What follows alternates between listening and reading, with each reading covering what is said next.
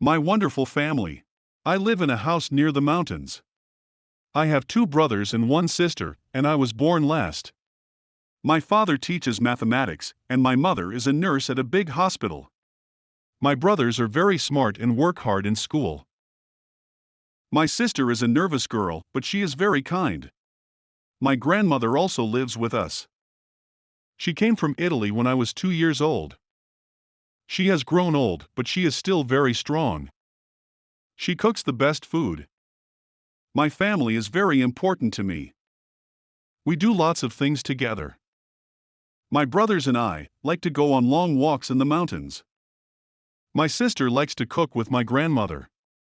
On the weekends we all play board games together. We laugh and always have a good time.